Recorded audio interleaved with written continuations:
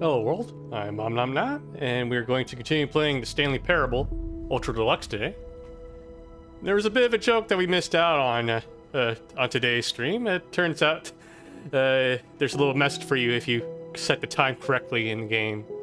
When I first played it, it had me set the time, and so I did it correctly. I didn't think too much about it. Now I booted up the game for a second time. I set the time again, and the game actually acknowledged and appreciated that I set the time correctly. Small joke there. And I think it said the next time I played the game, I could just pick whatever time I want. Alright. So, yeah, let's see. We already spent, like, what, 3 hours playing the game. I'm trying to find all the new content. And I don't know if I've managed to do that all yet, but we'll keep exploring. Hopefully I won't run into any of the same things I've done before. Because I've already played the original quite a while back. I think, let's see, if I don't have any ideas right now, let me just go ahead and look at what achievements are available. Which ones can we do? Test achievement. I don't know how to do that one yet. Welcome back. Quit the game and start again. Technically, I should have gotten that achievement already. It might happen when I press begin the game, actually. Commitment. Play for an entire Tuesday. I don't know if I could do that on stream. Click on the door 435 times. Okay, we can do that. Speed run. 4 minutes, 22 seconds.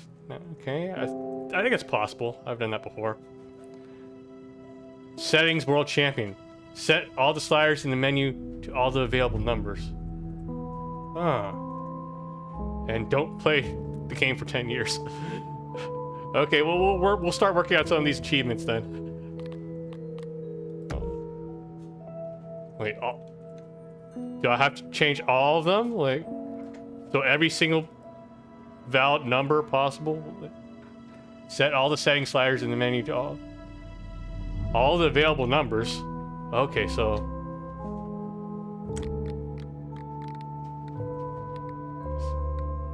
I hope that counts.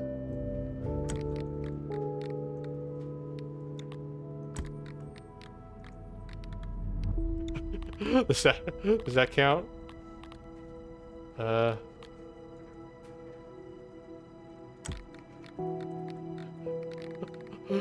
Because I'm not doing each one incrementally. No, I'm not doing that.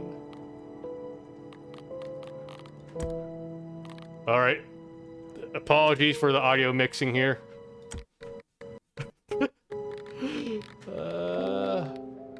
Gotta get the Achievo. This is the story of Stanley. I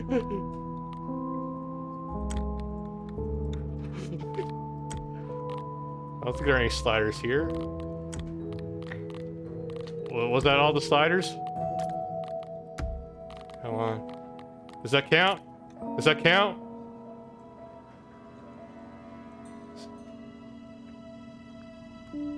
If it means I have to, like, save every individual one to each individual setting, I don't know if I can... I'm not that crazy, am I? No, whatever. Let's just begin the game. This is the story of a man named Stanley. Stanley worked for a company in a big building. Oh yeah, we added where the balloons he was from last time. Employee number 427. Employee number 427's job was simple. He sat at his desk in room 427 and he pushed buttons on a keyboard. Orders came to him through a monitor on his desk, telling him what buttons to push, how long to push them, and in what order.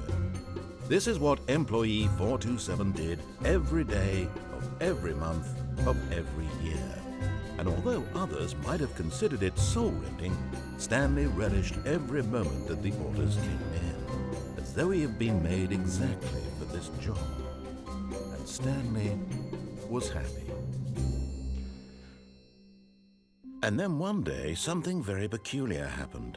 Something that would forever change Stanley. Something he would never quite forget. He had been at his desk for nearly an hour when he realized that not one single order had arrived on the monitor for him to follow. No one had showed up to give him instructions, Still got the... call a meeting, or even say, We still "Hi." got the balloons. Never in all his years at the company had this happened, this complete isolation. Something was very clearly wrong. Shocked, frozen solid, Stanley found himself unable to move for the longest time.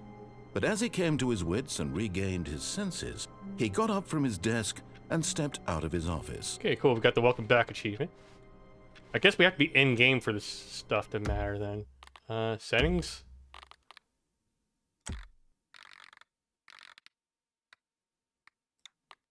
I'm gonna try this again.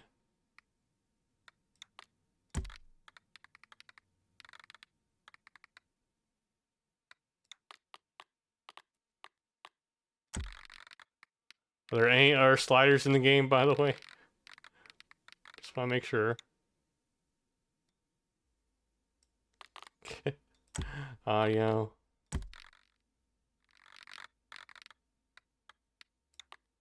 This is the story. Imagine playing through the entire game with this at 0. This is the story. Give me that sweet achievement.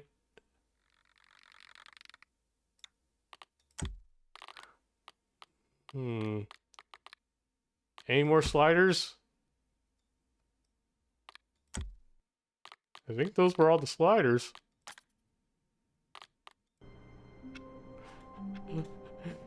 Don't tell me I have to settings world champion. Let's see. Let me check settings.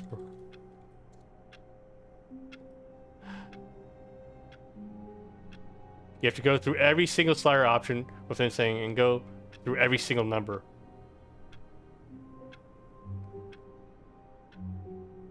What?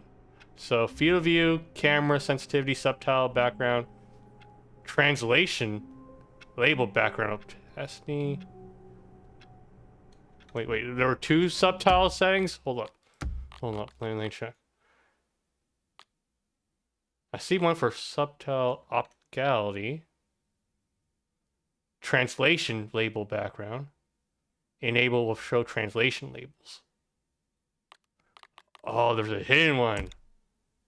You sneaky motherfuckers.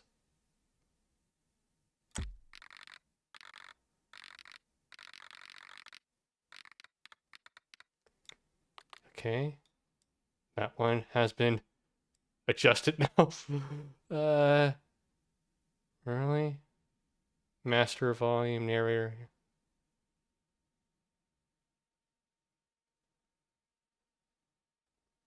Use the D-pad slowly so you'll only going up in ones. Oh, okay. So you have to do it gently. Okay.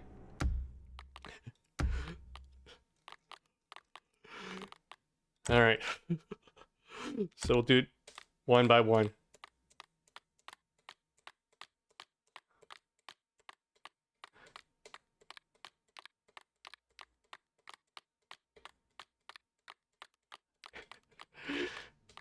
It's like being a QA tester for a game, actually. You have to make sure every setting works, so... This is QA if anyone wanted to know. This is what it's like.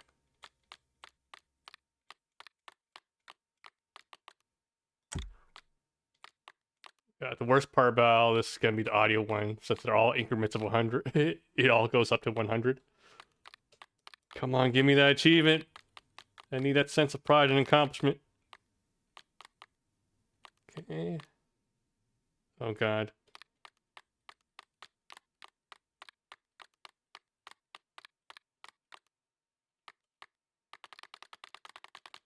I mean, it counts, right? Like if I just hold it down? It's going in single increments, so I think... Yeah, even if I hold it down, it should be fine, right? Like, it's single increments. You can see the numbers right there as I move them, so... Yeah. There we go.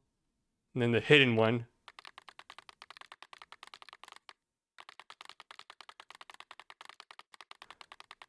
We have to do this 4 more times.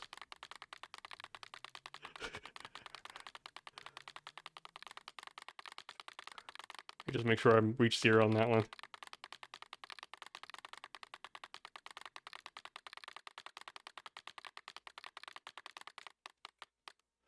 Okay. Audio.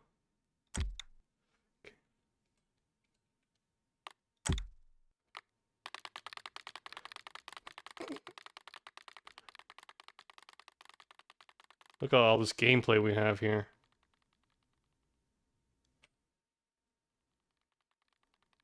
Oh yeah. Just 3 more times, guys. Okay. I mean, I could just go down to 0 and that should be enough, right? For each one of these, so... This is the story of a man named Stanley. This is the story of a man named Stanley. Okay. There, we did every setting on this one.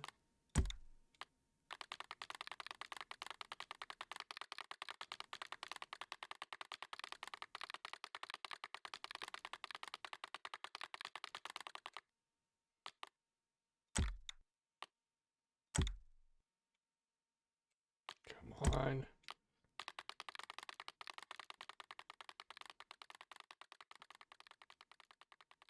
Give it to me.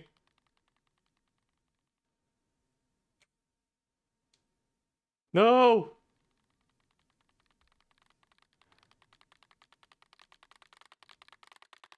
Where's my achievement?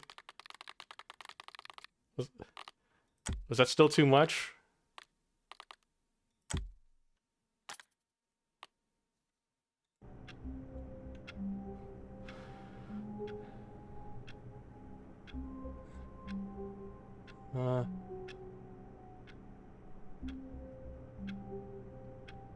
Oh, you have to toggle every button.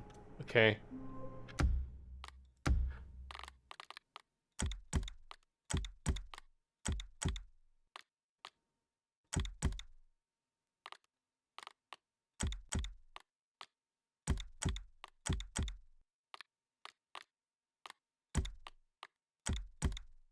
I'm just gonna go through all of them, fuck.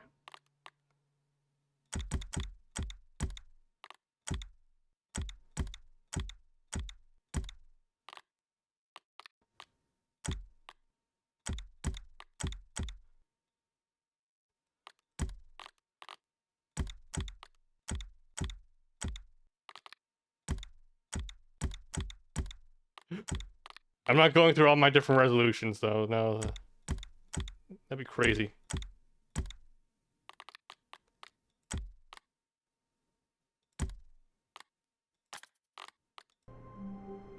I can't think of anything else to do. How do I get that achievement? Fuck.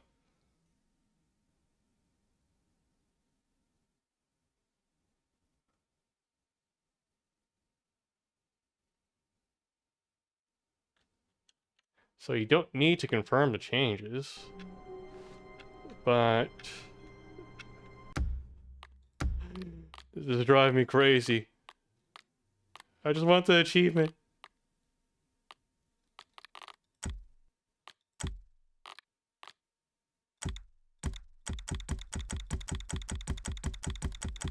If I have to go through every single resolution... Imagine if I had a 4K monitor.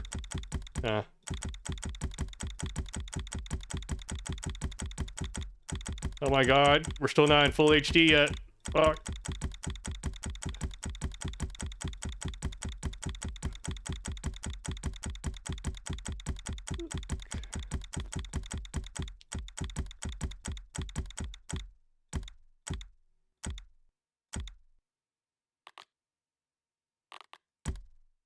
Oh, simplify controls.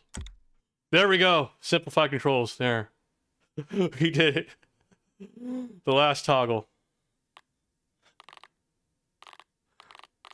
Thank God we didn't have to rebind all our keys. Jesus Christ. Let me check out my achievements now. Yeah. Alright. Next one. Let's click on Endure 435 times. Okay. All of his co-workers were gone. What could it mean? Stanley decided to go to the meeting room. Perhaps he had simply missed a memo. 2, 3, 4, 5. Oh, please. Are you really just doing this for the achievement? Yes. Click a door 5 times. Is that all that you think an achievement is worth? No. I can't just give these merits away for such little effort. A measly 5 clicks. Now suppose you were to click the door 20 times. I would say that's the kind of effort that warrants recognition. Okay. 6, 7, 8, 9, 10, 11, 12, 13, 14, 15, 16, 17, 18, 19, 20, 21, 22, 23, 24, 25. I have to say, I'm still not feeling the satisfaction of witnessing true Now, effort come for on. a noble cause. I put a lot of effort Perhaps into 50 clicks this. will do it. Yes, almost certainly 50 clicks. Okay, it's time to speed run this. 2-finger it.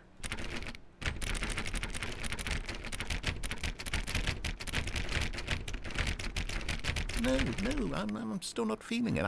I want this achievement to have meant something. It has to be a true reward for valiant effort. I want to see some hustle, Stanley. Do you have to remap I want to this see to my scroll wheel commitment, now? a willingness to go all the way, no matter what the cost.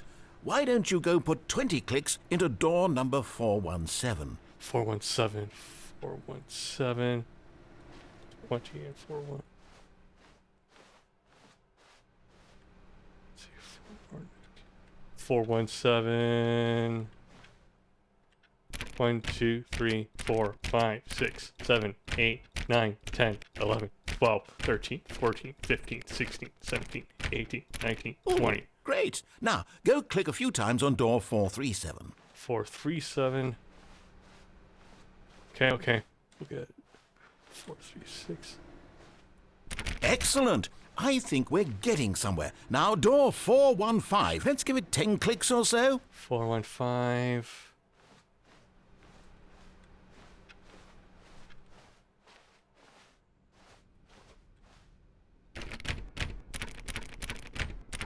Now, back to door number 437. God, boss. 437. Let's see. How about you click on, well, I don't know, the copy machine? Copy machine. I don't use paper. Where's the copy machine? Copy machine.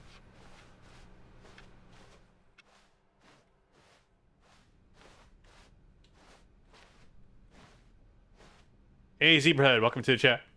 Where's the copy machine? Where's the copier? It has to be here somewhere. It's an office complex. We have to have one. Must be nearby. Have... Okay, wait, so this is my office.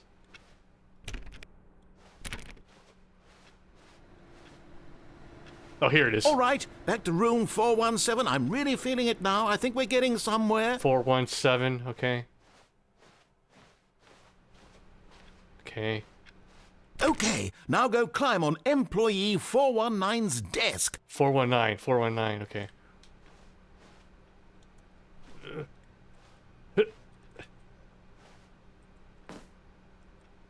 Yes! This is great! We did You're it. putting it all on the line, Stanley. I like that. All right, let's keep it up. Go give me a few clicks on door 416. 416, 416. 416. We've almost got it! Now the copy machine, do that one again!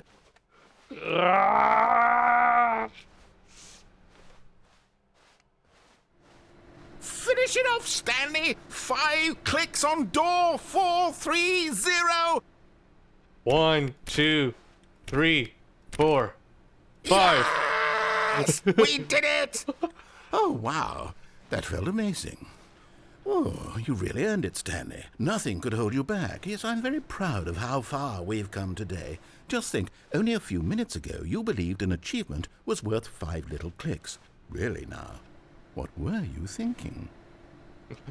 Alright, let's check our achievement list now.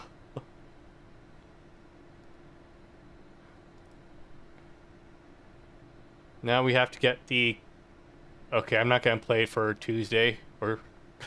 It'll take 10 years for me to get the other achievement. Complete the Stanley Parable in under 4 minutes 22 seconds, not including load times. Okay. That's the only other one I can reasonably achieve, I think. I forgot the normal order of it, though. Let's see if I can just... Yeah, let me begin the game again. All of his co-workers were gone. What could it mean? Stanley decided to go to the meeting room. Perhaps he had simply missed a memo.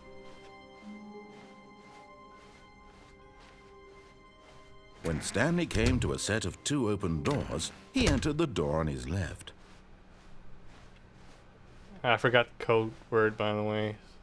Yet there was not a single person here either. I might have to restart just to get the code. Feeling a wave of disbelief, Stanley decided to go up to his boss. Coming to a staircase, Stanley walked upstairs to his boss's office.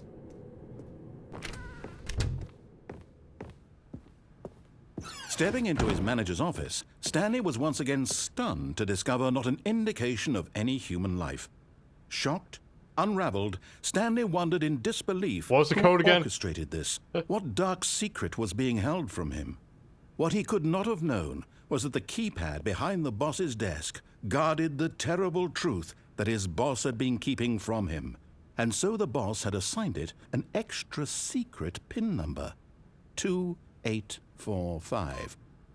But of course, Stanley couldn't possibly have known that. Yet incredibly, by simply pushing random buttons on the keypad, Stanley happened to input the correct code by sheer luck. Let's go! Amazing.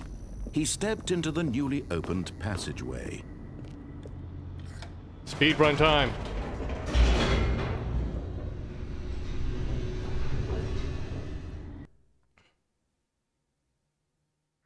Descending deeper into the building, Stanley realized he felt a bit peculiar. It was a stirring of emotion in his chest, as though he felt more free to think for himself, to question. I'm not thinking at all right now, actually. Why did he feel this now, when for years it had never occurred to him? This question would not go unanswered for long. Stanley walked straight ahead through the large door that read Mind Control Facility.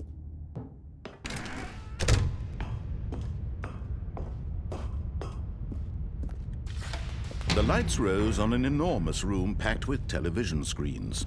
What horrible secret did this place hold? Stanley thought to himself. Just keep going, go, Did he go, have go, the go. strength to find out.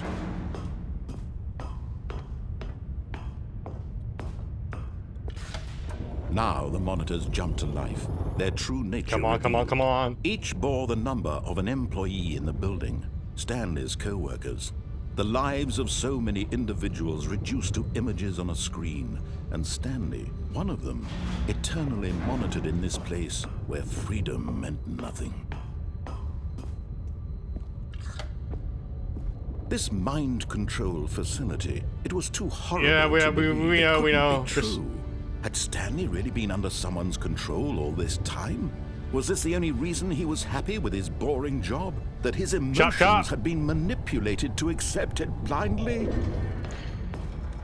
No, he refused to believe it. He couldn't accept it. His own life in someone else's control? Never! It was unthinkable, wasn't it? Was it even possible? Had he truly spent his entire life utterly blind to the world? But here was the proof. The heart of the operation. Controls labeled with emotions. Happy, or sad, or content. Walking, eating, working. All of it monitored and commanded from this very place.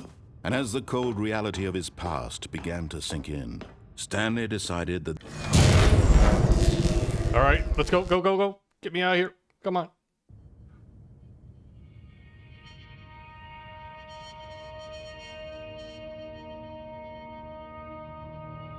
blackness, and a rising chill of uncertainty.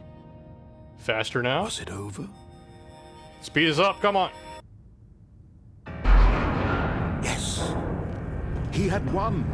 He had defeated the machine, unshackled himself from someone else's command. Freedom was mere moments away.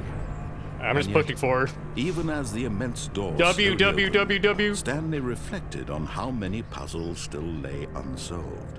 Where had his co-workers gone? How had he been Open freed from faster! the machine's grasp? What other mysteries did this strange building hold?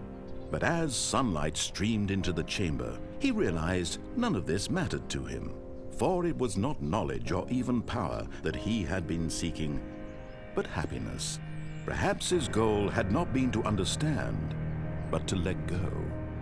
No longer would anyone tell him where to go, what to do, or how to feel.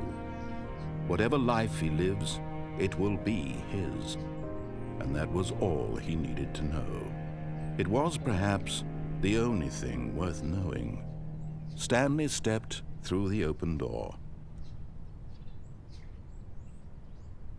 Stanley felt the cool breeze upon his skin, the feeling of liberation, the immense possibility of the new path. Was that 4 before minutes him. and 22 seconds? This was exactly the way, right now, that things were meant to happen. And Stanley was happy.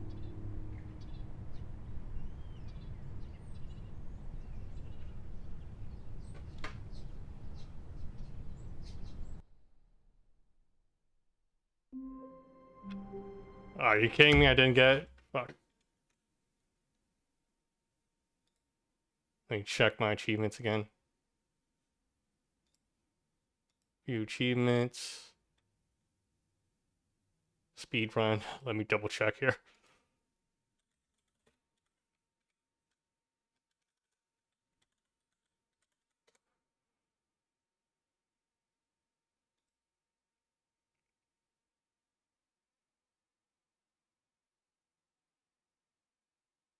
To get the quickest time possible, you need to reach the boss's office 3-4 times. You can reset after the wall opens up, either through entering code or by.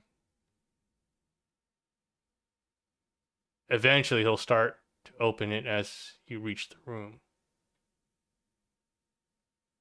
Okay, so we have to keep resetting multiple times.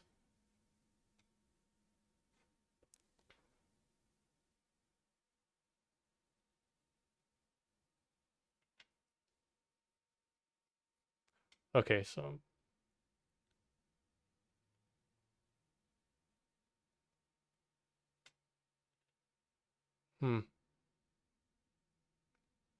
okay. Let me just double check more options here.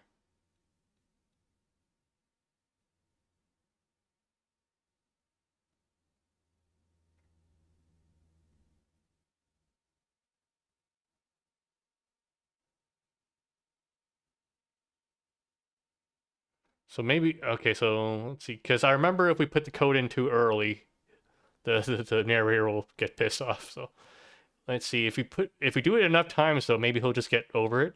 I think, is that what the guys are saying?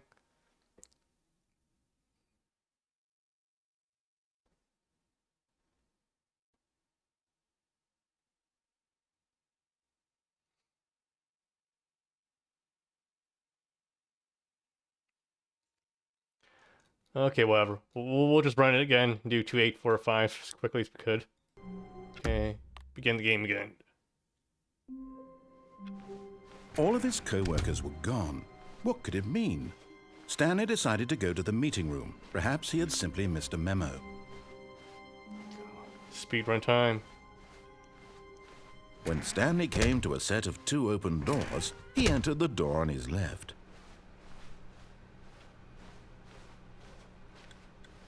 Yet there was not a single person here either. Feeling a wave of disbelief, Stanley decided to go up to his... Coming to a staircase, Stanley walked upstairs to his boss's office.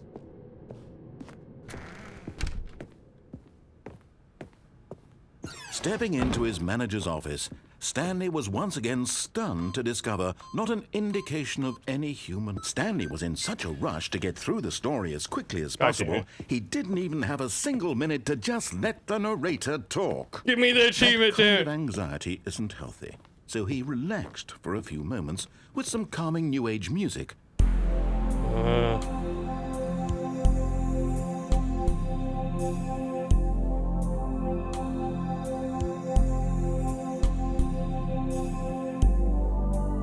Feeling soothed and rejuvenated, Stanley calmly walked forward into the opened passageway. Okay, so if we do this again, he'll allow us to skip it in the future ones. Okay. Alright, so... more of this.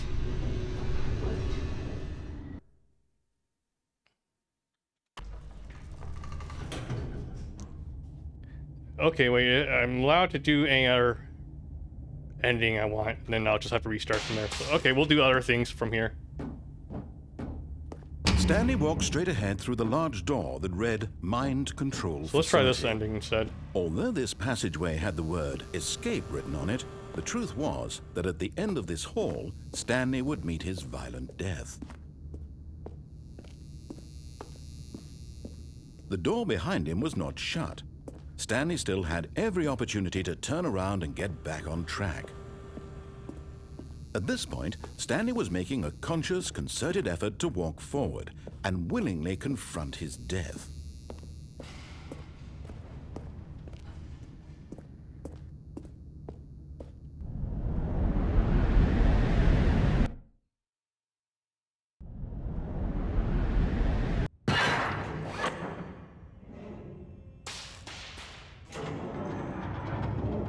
As the machine whirred into motion and Stanley was inched closer and closer to his demise, he reflected that his life had been of no consequence whatsoever.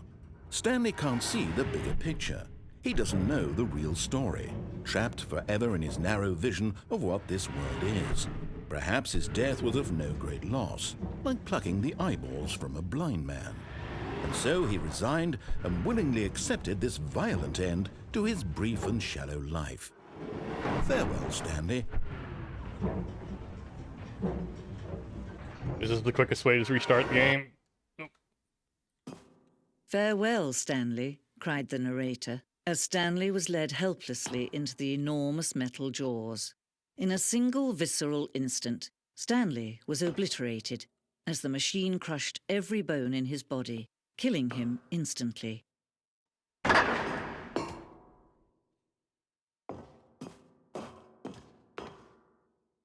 And yet it would be just a few minutes before Stanley would restart the game, back in his office, as alive as ever. What exactly did the narrator think he was going to accomplish? When every path you can walk has been created for you long in advance, death becomes meaningless, making life the same. Do you see now? Do you see that Stanley was already dead from the moment he hit start? Oh my wow, whoa, Shindu. Alright, let's get a restart here. Let's see, where do we Stanley go? pushed the big red button.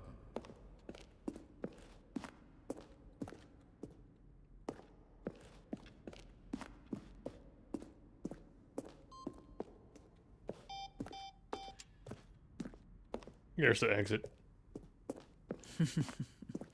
Oh, look at these two. How they wish to destroy one another. How they wish to control one another. How they both wish to be free. Can you see? Can you see how much they need one another? No, perhaps not. Sometimes these things cannot be seen. But listen to me. You can still save these two. You can stop the program before they both fail.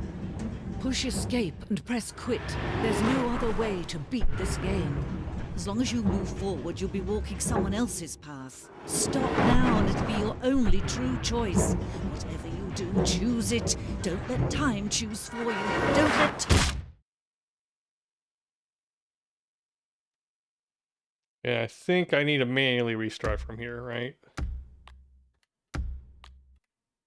Yeah.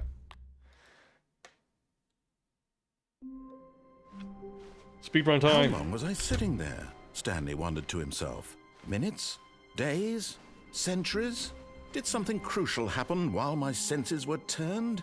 He made a note to be more careful with time when Stanley came to a set of two open does that doors. even count as an He ending entered then? the door Fuck. on his left. I don't think it was. Fuck. we might waste our time doing that. Yet there was not a single person here either.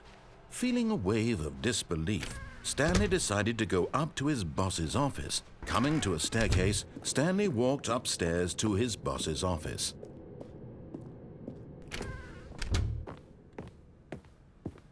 Okay, I think we all know the drill by now. Blah, blah, blah. Dark secrets, the keypad. Stanley pushes some buttons. Oh, hey, look, it's a new passageway.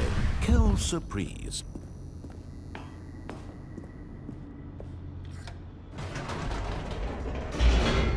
Okay, maybe we can get the speed run going now.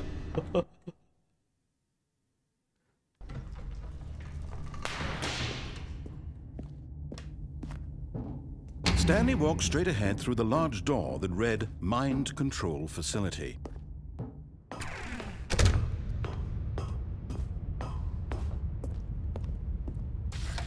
The lights rose on an enormous room packed with television screens. What horrible secret did this place hold? Stanley thought to himself. Did he have the strength Let's to go. find out?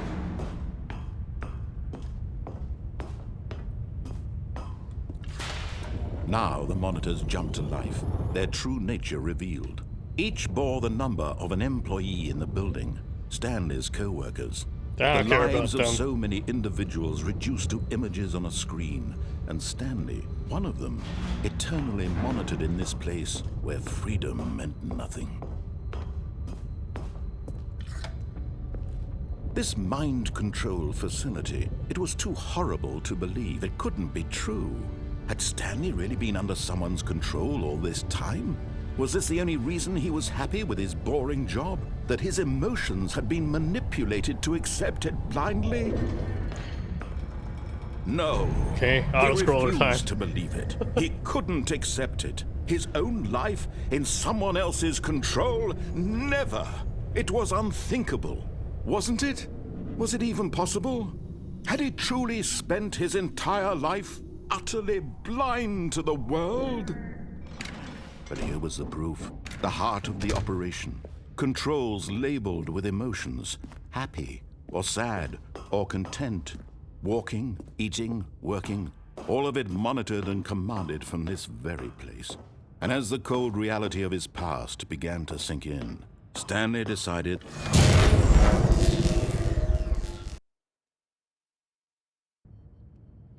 Hey, Chex Party. Welcome back to the chat.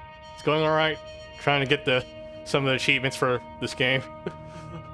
blackness, and a rising chill of uncertainty. Was it over? Come on. Yes. Okay. He had won. He had defeated the machine.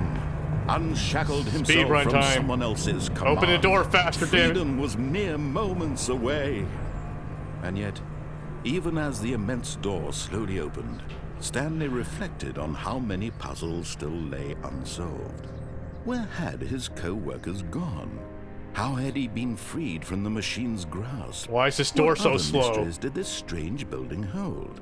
But as sunlight streamed into the chamber, he realized none of this mattered to him. For it was not knowledge or even power that he had been seeking, but happiness. Perhaps his goal had not been to understand. We went through some of the new content but to let in my go. previous stream.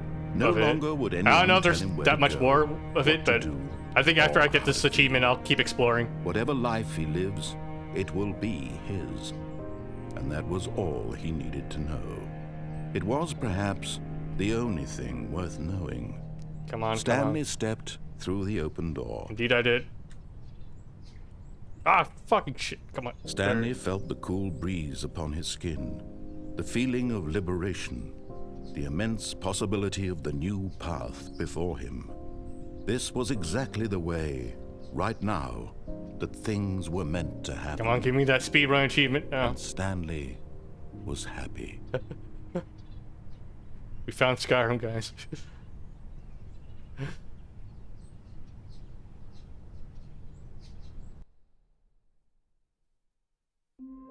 Are you fucking kidding me? I didn't get the achievement? Fuck. God damn it. Alright, let's see. Okay. Okay. Let me look on these guides online.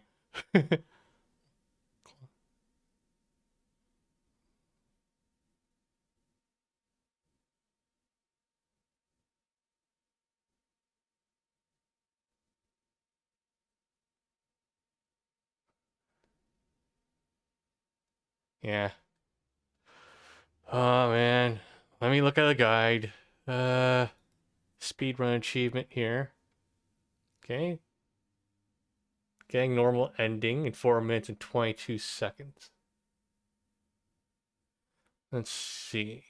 You have to do this 3 or 4 times.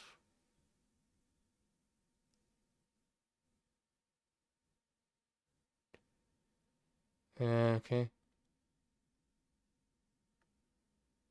I don't know. It looks like the tips don't really mention anything else outside of getting the skip with the keypad. How do you get further than that? I don't want to like actually do like any of the glitch speedrun for this, but let's see. Let's look at some of the speedrun strats. I'm looking online right now.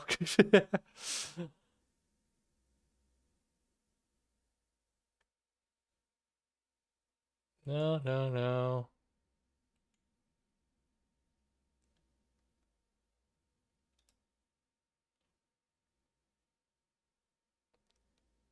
Hmm.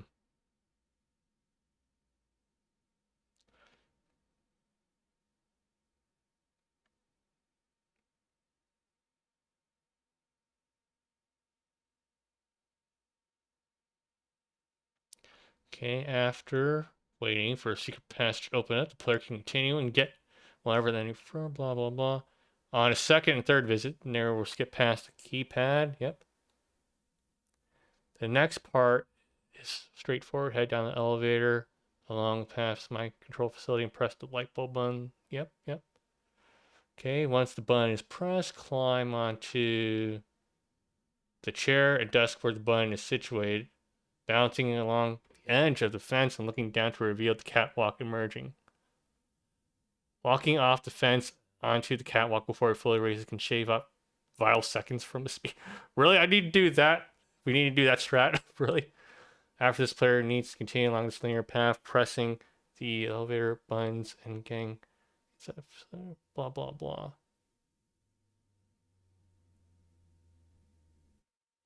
Really? We have to do actual speedrun tech here. Okay, we'll do one. We'll give this one more shot. Fuck. Begin the game again. All of his co-workers were gone. What could it mean? Stanley decided to go to the meeting room. Perhaps he had simply missed a memo. Come on. Need When to follow the Stanley came lines. to a set of 2 open doors, he entered the door on his left.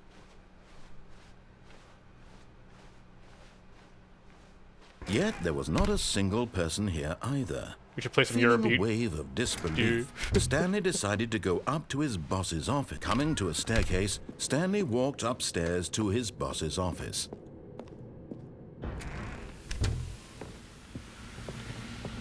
Here's the door, just go. That might actually shaved up off enough time, I think.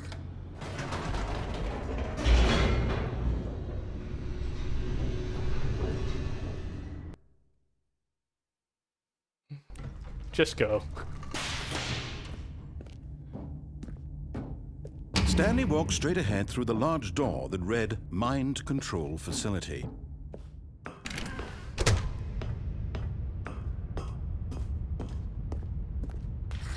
The lights rose on an enormous room packed with television screens.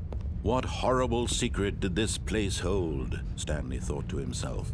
Did he have the strength I might as well to just find out? follow it normally. Fuck it.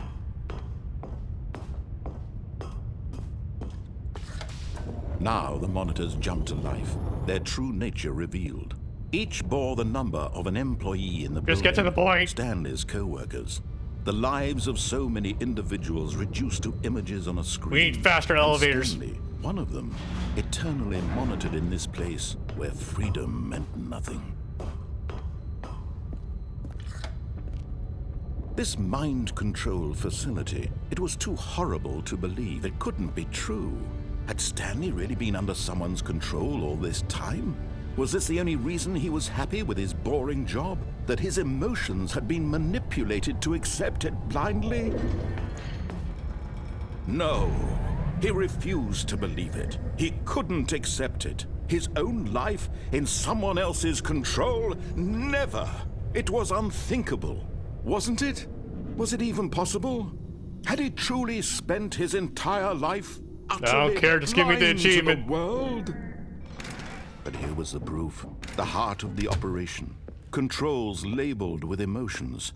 Happy, or sad, or content. Walking, eating, working.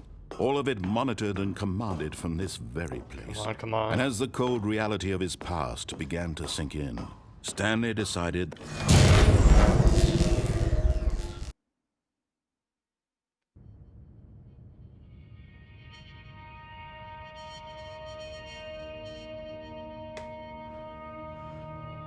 blackness, and a rising chill of uncertainty. Was it over? Alright, auto-scroller time. Yes. He had won. He had defeated the machine. Unshackled himself mash from W someone now. else's command. Freedom was mere moments away. If this doesn't get it, And yet- fuck it. Even as the immense door slowly opened, Stanley reflected on how many puzzles still lay unsolved. Where had his co-workers gone? How had he been freed from the machine's grasp? What other mysteries did this strange building hold? But as sunlight streamed into the chamber, he realized none of this mattered to him, for it was not knowledge or even power that he had been seeking, but happiness. Perhaps his goal had not been to understand, but to let go. No longer would anyone tell him where to go, what to do, or how Open to the door feel. faster! Whatever life he lives, it will be his. And that was all he needed to know. It was perhaps the only thing worth knowing. Stanley stepped through the open door. Ah. Stanley felt the cool breeze upon his skin, the feeling of liberation, the immense possibility of the new path before him. This was exactly the way, right now, that things were meant to happen. And Stanley was happy.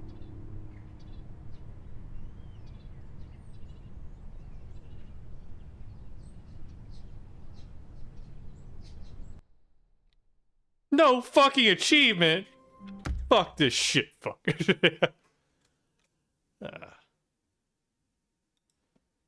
Ah.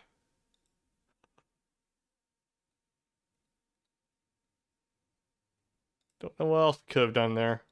Let me check. Stanley.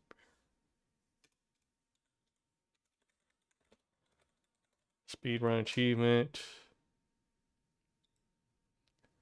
Oh, it's to finish the game in 4 minutes and 22 seconds. Let's see.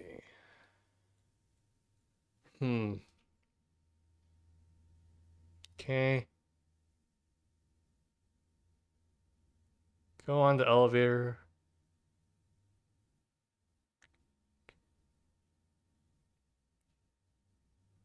Really? So the tip here is to jump onto the catwalks while they're still rising. Alright. Let's see.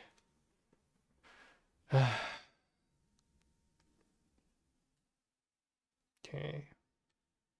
Go on the elevator of the boss's office at least once. I'm not keeping track of the time, but I was just hoping it would be as fast as possible. Because I've done it before in the original game. I'm looking up how other people did it. Yeah. Alright, let me check the technique for jumping on the catwalks here. I need to be sure of that. There's a technique apparently to get to the catwalk faster. You jump on the chair. Okay. Seems really risky, but alright. That might shave off enough time to make it possible. That might barely shave off enough time. Okay, begin the game again. All of his co-workers were gone. What could it mean? Stanley decided to go to the meeting room. Perhaps he had simply missed a memo. Okay, gotta go fast. When Stanley came to a set of 2 open doors, he entered the door on his left.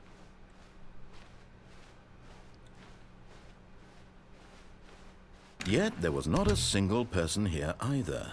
Feeling a wave of disbelief, Stanley decided to go up to his boss's office. Coming to a staircase, Stanley walked upstairs to his boss's office.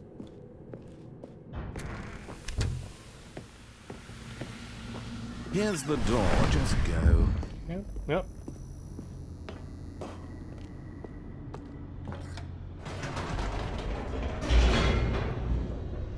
I don't even know if I can do the catwalk skip here. Let's see.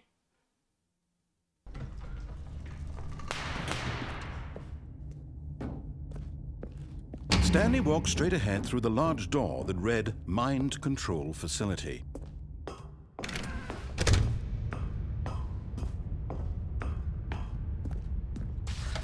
The lights rose on an enormous room packed with television screens. What horrible secret did this place hold? Stanley thought to himself. There we go. Did he have the strength Catwalk skip. to find out? Now the monitors jumped to life. Their true I don't know how nature much that revealed. helped, but Each every bore the second number counts of now. an Fuck it. employee in the building. Stanley's co-workers. The lives of so many individuals reduced to images on a screen. And Stanley, one of them, eternally monitored in this place where freedom meant nothing. This mind control facility. Why it are was the too elevators so horrible slow to in this believe facility? It couldn't be true. Had Stanley really been under someone's control all this time? Was this the only reason he was happy with his boring job? That his emotions had been manipulated to accept Gotta go it fast. blindly? No. He refused to believe it. He couldn't accept it. His own life in someone else's control? Never. It was unthinkable. Wasn't it? Was it even possible? Had he truly spent his entire life utterly blind to the world? But here was the proof. The heart of the operation. Controls labeled Faster, with Stanley. emotions. Happy, or sad, or content. Walking, eating, working. All of it monitored and commanded from this very place. And as the cold reality of his past began to sink in, Stanley decided that Auto-scroller time.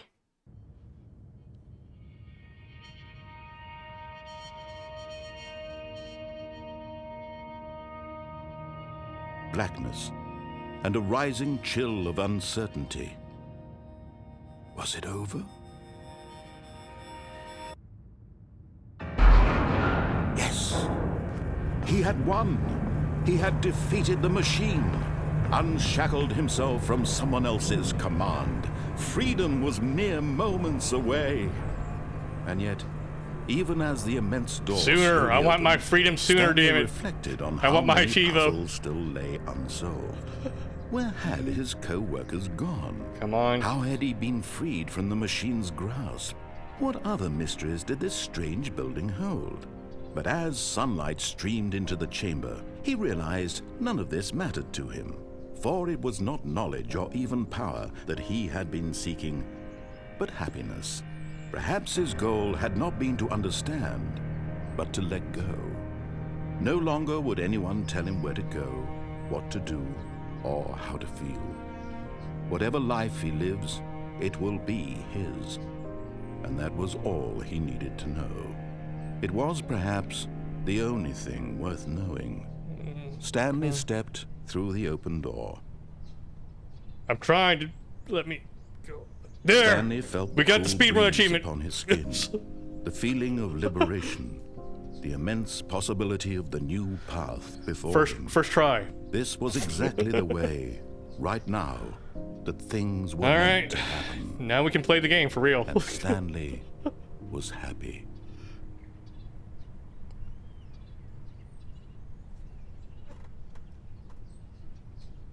We did it, guys. Now what?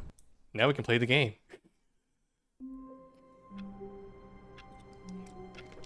Alright. What other achievements were in there this time? The only other ones left are the test achievement.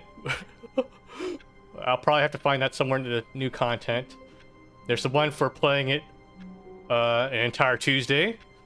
I'll save that for a Tuesday. And there's an achievement for not playing for 10 years. That might take a while. Okay, so those are the only 3 achievements I All have of left. his co-workers were gone. What could it mean? Stanley decided to go to the meeting room. Perhaps he had simply missed a memo. No matter how hard Stanley looked, he couldn't find a trace of his co-workers. I feel bad for this office worker. All he gets is a pencil sharpener. Yeah. I did get the 5-year one for the original version. It was like a year ago, or a year or 2 ago, I noticed, oh yeah, it's been 5 years since I played this game. Ooh, there's an achievement for it, right? Yeah.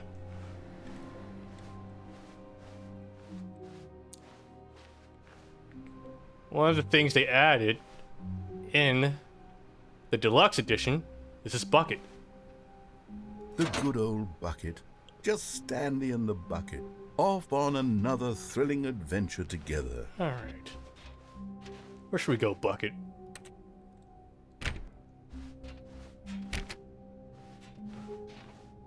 Stanley clutched the bucket tightly to his chest and entered the door on his left. I think we'll try the right.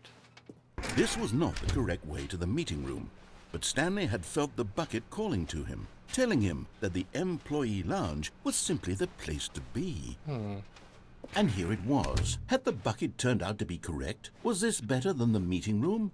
Yes, Stanley thought to himself. Yes, perhaps it truly was. How insightful the bucket turned out to be. Number 1, Dad. Let's see. I hate Mondays. Be my balance. Oh, okay. Truly. No, never mind. The bucket was wrong. Stanley took the door on his left to go back to the meeting room. Nah. No, Said the bucket. don't go to the meeting room. Go somewhere else. The cargo lift, yes. Go there. Go to the cargo lift.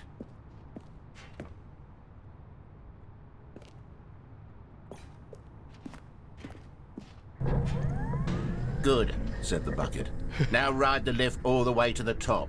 There's something up there I need you to do.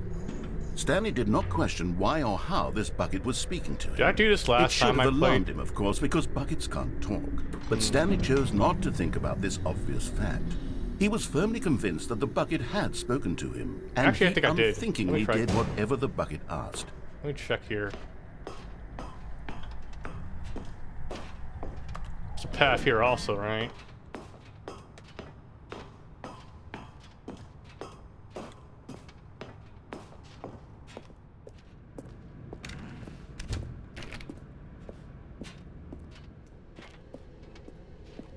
No, stop.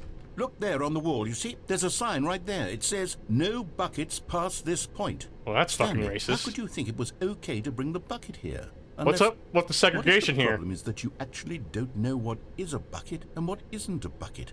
I suppose that would explain a lot about your behavior up to this point. Which, if that's true, well, my goodness, I think we have to do something about it. This misunderstanding could have dire consequences on the entire rest of the game if not addressed quickly and properly. So much of the impact of the story is dependent on your understanding of what is and isn't a bucket. Please, step in here for a moment. What? No, I just want to go over here. All right.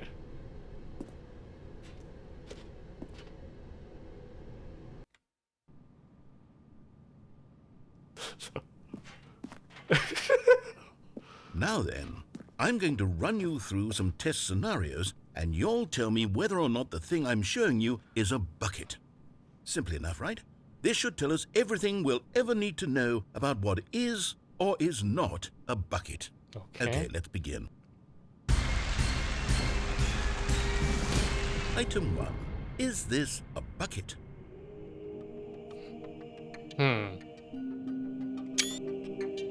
I think I have to ask the audience on this one. Can I get a 50-50?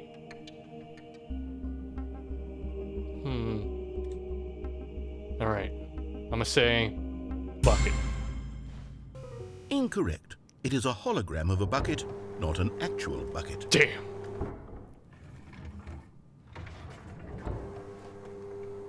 Item 2. Is this a bucket?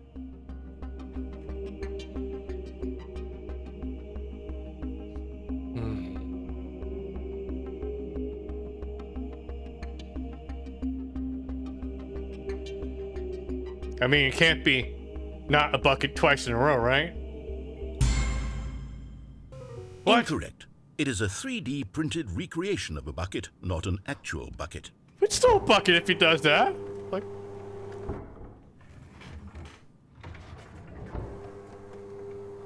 Item 3. Is this a bucket? well, it can't be not a bucket 3 times in a row. That's just, you can't have that, right? Statistically, this would have to be a bucket then. Correct. This is a bucket. I knew it.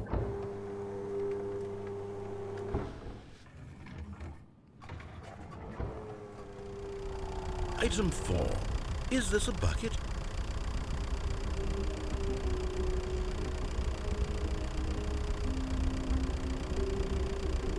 Now, are you trying to pull my leg here?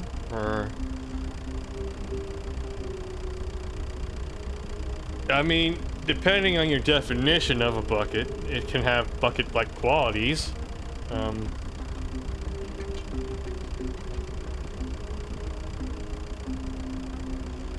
But then again, it's not. Its main purpose isn't bucket, so no. Correct. This is a tractor and not a bucket. Okay. To be honest, I just sort of put this one in here as a gimme, but I was starting to get concerned that even this might be too much for you. Thank you for not making me look like an idiot. Okay, next one.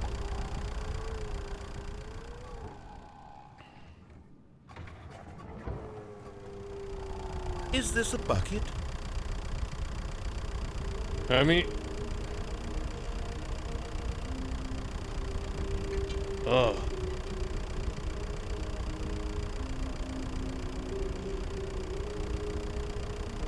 No?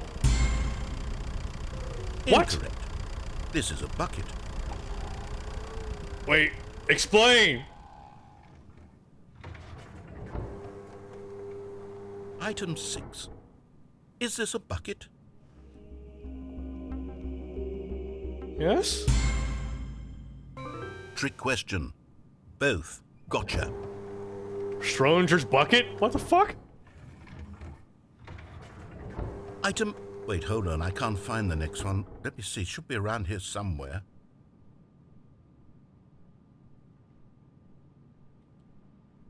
Can't leave?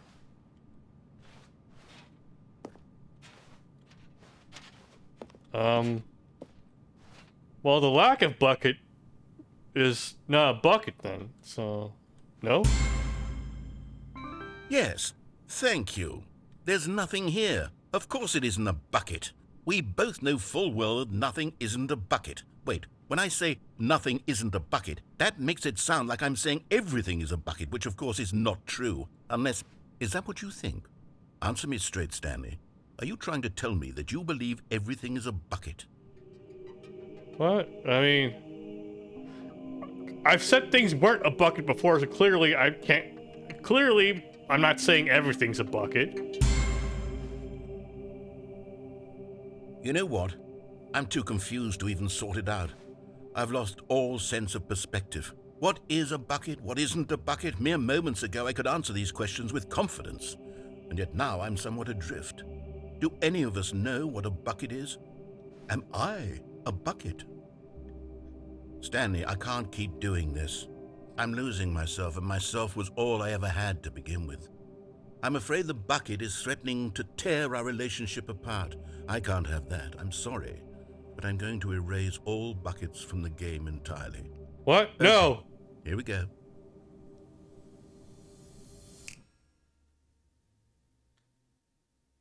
What happened? Is everything gone? Why did everything disappear? Wait, was everything a bucket? Every single thing in the game was a bucket. Oh my God, I had no idea. From a certain perspective, yeah. Except me. I'm not a bucket after all. And you, Stanley, you're still here. You're not a bucket either. Oh, this is wonderful news. We're not buckets. Yes, I actually feel much more at ease right now. It's delightful to get some clarity on that issue, but it doesn't change the fact that we haven't got a game. So, tell you what, I'll reset everything and we'll put back all of the buckets, okay? And we'll know that it's all a bucket. But if you run into anyone else, maybe don't mention that. Who knows what that information might do to a person? All right, here we go. You've learned the truth, guys.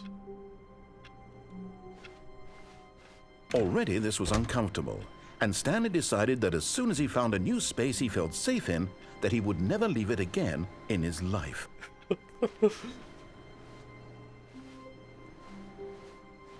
Alright, what else can I do that I haven't done before in previous iteration of the game? Awaiting input.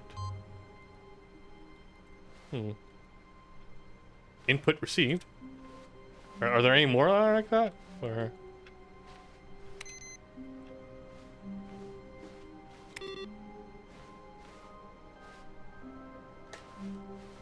Can I click it again? This is like an incremental thing? Huh.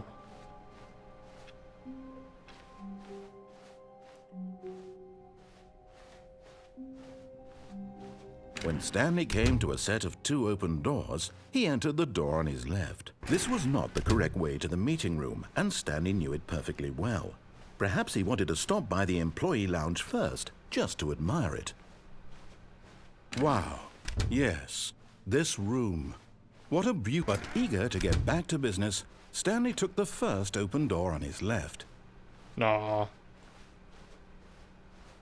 Stanley was so bad at following directions, it's incredible he wasn't fired years ago. Try that. Let's try this again without the bucket. Look, Stanley, I think perhaps we've gotten off on the wrong foot here. I'm not your enemy, really, I'm not. I realize that investing your trust in someone else can be difficult, but the fact is that the story has been about nothing but you all this time. There's someone you've been neglecting, Stanley. Someone you've forgotten about. What? Really? I was in the middle of something. Do you have zero consideration for others? Are you that convinced that I want something bad to happen to you? Why, I don't know how to convince you of this, but I really do want to help you, to show you something beautiful. Look, let me prove it. Let me prove that I'm on your side. Give me a chance. Now listen carefully, this is important. Stanley walked through the red door. Aha, perhaps you misunderstood. Stanley walked through the red door. Uh-huh. I still don't think we're communicating properly. Stanley walked through the red door. Uh-huh. All right, fine. Go ahead, Stanley. You want to know so badly what's out there? You want to find out what lies at the end of this road you've chosen? Well, don't let me stop you. You see? There's nothing here. This was in the original game, but I want to see if they changed this section of the map because you were never supposed to be here in the first place. Broken rooms, exposed developer It's still textures. using the source like placement wanted? textures. Was it worth ruining Even though the they switched over entire to story Unity? I'd written out specifically for you? Do you not think I put a lot of time into that? Because I did. And in the end, it was all for nothing. Because this is what you wanted to see. Help me here, Stanley. Help elucidate these strange and unknowable desires of yours. What would have made this game better? What did you want to see? Vehicles? Skill trees? Work with me. You've given me absolutely nothing so far. Tell you what. Let me take a stab in the dark at a new design, and you can give me some feedback. There we go. A third option. This already feels leaps ahead of where we were before. Go ahead, Stanley. Take it for a spin. Nice and orange. Okay, I'm going to stop you there. Now, tell me about your experience with this new version. Would you say that the game benefited from allowing you more choices?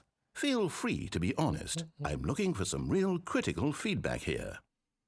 It's kind of mid. Oh, of course. A 3. Really? Maybe next time we can get you to form an actual opinion, you know? Any level of critical thinking or engagement with your surroundings? Does that sound good? Think we can do that? Yes? Wonderful. Here, based on the data from your previous playthrough, I've compiled a new version. And to be perfectly candid, I think I've knocked it out of the park with this one. Let's take a look.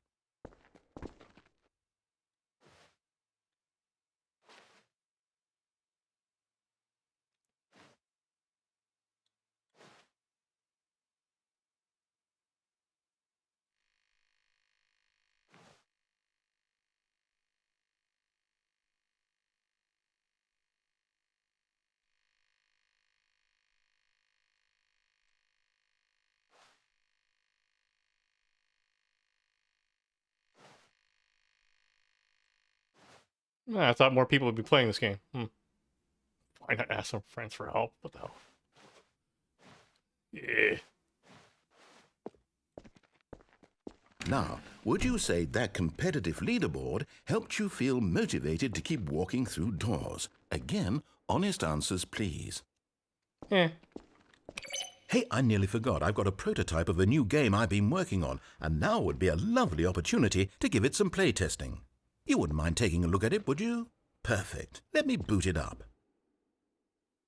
In this game, the baby crawls left towards danger. You click the button to move him back to the right, and if he reaches the fire, you fail. It's a very meaningful game, all about the desperation and tedium of endlessly confronting the demands of family life. I think the art world will really take notice. But of course, the message of the game only becomes clear once you've been playing it for about 4 hours. So why don't you give it 4 hours of play to make sure it's effective? Be sure to keep notes on your experience. Oh god. The sound.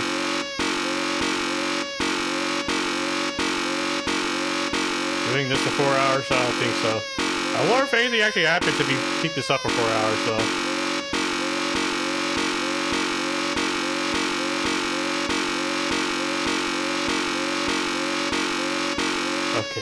Okay, make it stop. You heartless bastard. Did you do it because you hate babies or purely to spite me? Yes. Because if it's the latter, well, I don't know what to do. I'm completely out of ideas. I can't think of a single thing that might improve the experience for me. I'm not even going to try. I'm out, I'm done. It's over. Thank you for playing. Your input was extremely valuable. Oh, hey, since my game was so awful, why don't we play someone else's game? Just to ease the pain. Let's see. What do we have here? Yes, this seems like it'll work. Let's give it a shot.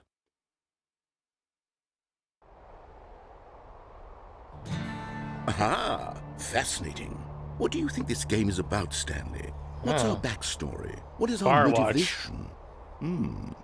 Well, it seems obvious to me that you are meant to play as a creepy man spying on innocent civilians below you from up high in your creep tower, perhaps for some sort of twisted erotic purpose. Yes, that must be it. What a fascinating venture into the experience of total mental depravity. So far, I love everything about this game, Stanley, and it seems there's even more. Come, let's venture outward and see what else is out there. Oh, we're actually allowed to walk out, huh? But yeah, like in the original game, this was Minecraft, not Firewatch. But I think that was before Microsoft bought Mojang, so that's probably why. And let's see, Firewatch was made by... What was her name again? Campo something something. Anyway, though, they got purchased by Valve. So... And although this is Crows that's developing Stanley Parable, I guess they have a good working relationship with Valve still, since Stanley Parable originally was a Source engine game. It's probably why they still let them use the Source blank wall and blank floor textures as well. It's pretty cool.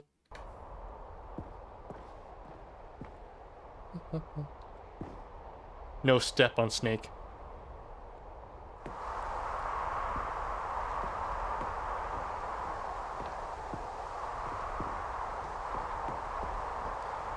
I remember playing Firewatch. It seemed like it would be a lot more interesting. Like, it was an okay experience, but I was hoping it to be... there to be actually something happening. You know? There's all this build-up to what may or may not be going on, and turns out there isn't actually anything going on. I guess, like, it subverts expectations that way, but... I don't know, I want some excitement. Oh, no. No, it can't be. It is. It's an open world game. Good God, quickly, block it off. Wait, what? No! Oh, thank goodness, Stanley. What a close call. You nearly wandered off into that thing. That big, open, just wandering around. No right or wrong directions. No path to follow. You can just go in any... Oh, thank heavens we avoided it. We're out of the woods now, Stanley. Okay, I'm going to get us out of here. Let's find another game. Oh, man. Preferably something with walls. Something with nice, big, insurmountable walls. Let me out. Let me out. Okay, I think this will be just the thing. Rocket League. Wonderful. See, this is exactly what I had in mind. Just a nice big box for you to run around in. There isn't any possibility that you could get lost here. Now this is game design. Stanley, if you manage to get lost in this game, I will be phenomenally impressed. Okay, so what exactly do we do here? Where's the see. balls? There are lots of cars here in the back, but obviously there's no racetrack. Okay, I'm seeing that there's a ball of some kind back here. Is this game sports ball? Stanley, I think it's sports ball. Oh, what fun. We shall run the bases and do a touchdown together. Yes, I think surely we must. Okay, Stanley, here's the ball. Have fun. Great. Which team am I on? Ooh. Are you doing it? Are you winning? Is this fun? Is it better than my miserable little story that I worked so hard on? Stanley, I have a thought. And I realize I'm not a sportsologist, but if one ball generates a certain amount of raw adrenal pleasure, then surely multiple balls makes for an even more euphoric sports experience. Who doesn't like I'm balls, going to yeah? try it out. Here comes another ball. Yes. Oh, What are you doing? oh, fuck. Stanley, don't do that. I can't follow you there. I can't help you. How will you write a story without me? You can't do it. You know that. Stanley, come back. We still have so much... Oh, we're in the beta section now. Oh. Filing cabinets, work in progress.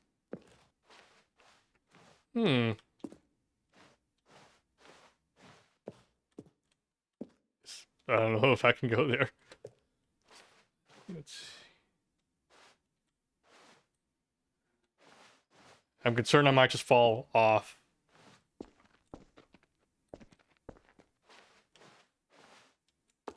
Oh, fuck.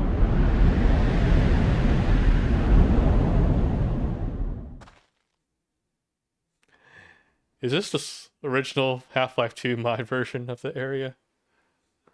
Interesting.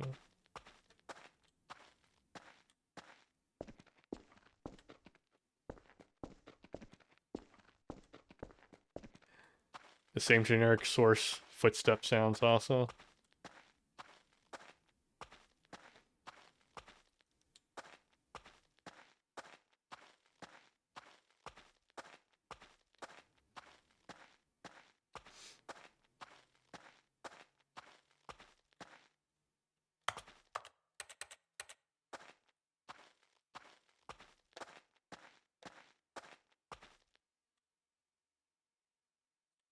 I wonder what he found. If what he wanted was to be the leading man in his own story, well, perhaps he's gotten it, down in wherever he is right now. I wonder if he's happy with his choice, and if he's learned the heavy cost that comes with it. He'll understand soon what I was trying to tell him. He needs me. Someone who will wrap everything up at the end to make sense out of the chaos and the fear and the confusion. That's who I am. That is what I mean to this world. Oh, yes.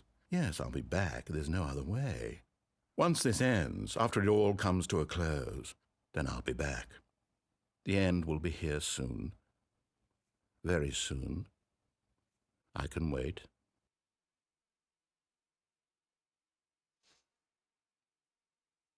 We're just... Oh. It's loading. Okay, let me see. I wonder if there's any way to get the test achievement here.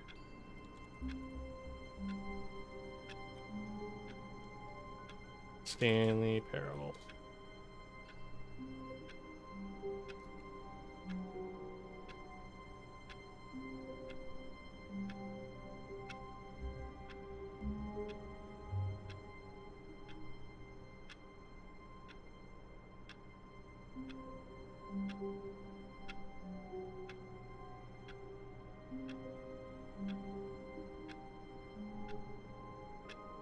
Okay, upon completing the playthrough and resetting, you will need to exit and relaunch the game several times. You'll see an epilogue option in the settings menu. Takes 4 restarts for the game to show the option. Really?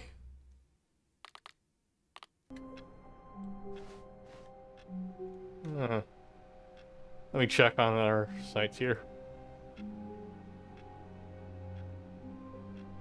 I already found all the collectibles.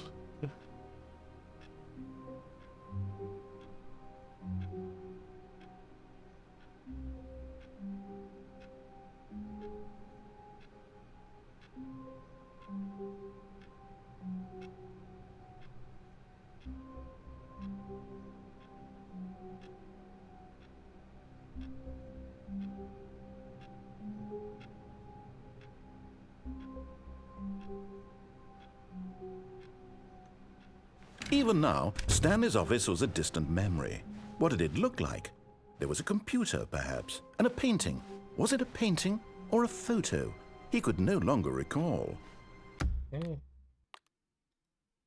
Main menu.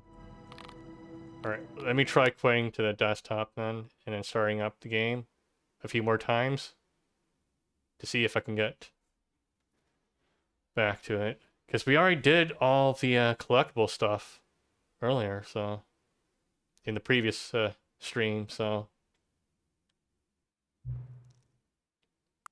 okay, it is 4:28.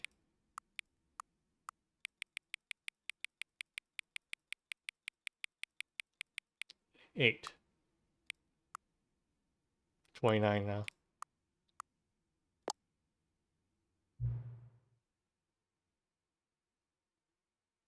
4:29, your favorite time of the day. Or could he simply not resist giving the correct time again? I don't know how much you enjoy saying the time correctly. Okay, I'm curious how accurate for his command. Let's see his nurse letter, find out. Accurate? You know, can I just say, regardless of the accuracy of the clock, I'm having a great time adjusting these things. I feel like I'm learning more about you and how you like to do, like things to be set. It's good to collect data. I wish we had more sliders, but we've gone through all the sliders I have. Perhaps I can invent some new sliders together. New data on you. Shouldn't be hard. Maybe whip a couple of new ones up. Should be right next time we boot up the game. Okay. Alright, let's boot up the game again then.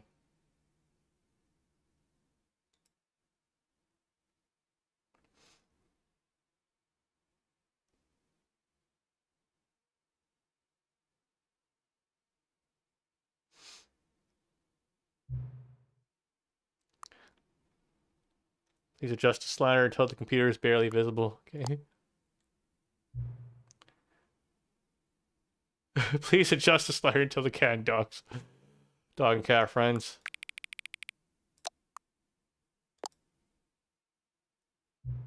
Please adjust the slider until the number 5 becomes number 9.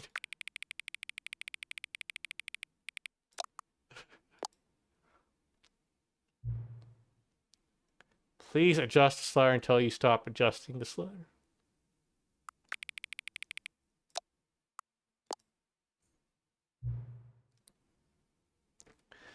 Which of the two made-up words below is the most appealing to you? Occuboingal or Scrumtush?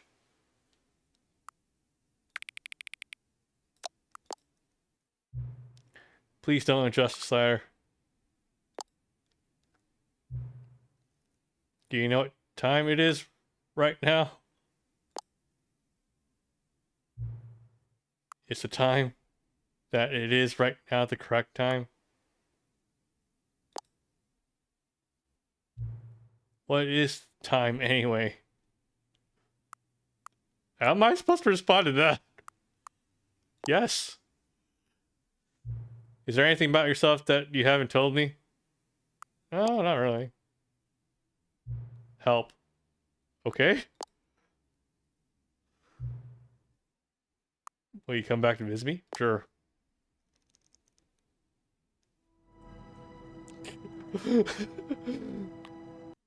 Okay, let's try that one more time. If we don't get the epilogue, I don't know then. Yeah. Is there any way to resume access to the epilogue after... Because we already have the bucket access now. The modifier for the deluxe edition is already available, so... What time is it? Does anyone really truly know? Of course they don't. Nobody knows anything. You and I don't know each other. We're like strangers. Sure, if I adjusted all the game settings to your exact specifications, but who hasn't? It's just what I do, like a day job. And now the job is over. There's no more information for me to gather. I've collected all the data on you that I can. And I still don't really know you. And you don't know me. And neither of us know what time it is. I guess some things are just unsettable. But if I'm being totally honest, the clock doesn't do anything in the game anyway. You won't have me here when the game starts next time, but that's okay. Video games were meant to be played alone. You like being alone, don't you? That's maybe the only information I really learned about you. Well, it's time for me to leave. There's still one more thing we need to adjust, but it may take a little time before I'm ready for that. It's not really my job description, but that's okay. Perhaps you'll see me again if you can find me. Talk soon. There we go. Epilogue access is available.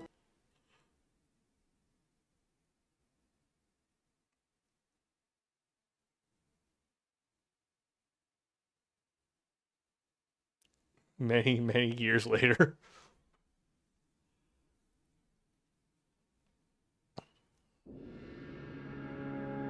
Oh yeah, I remember this part.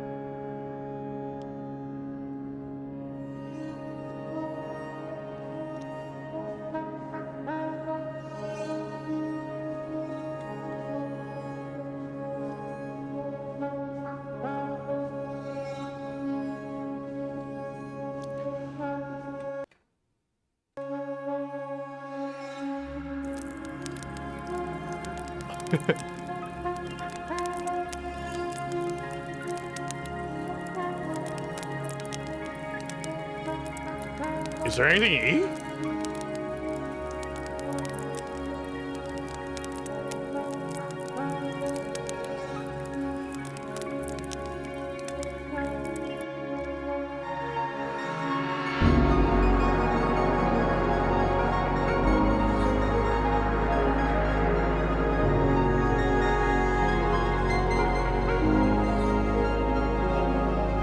This is kind of artsy in a way.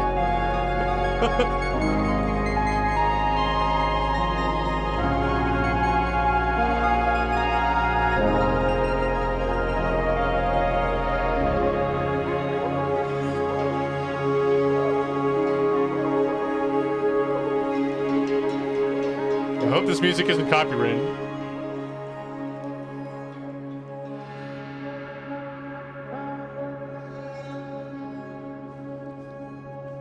Walk off to the sunset.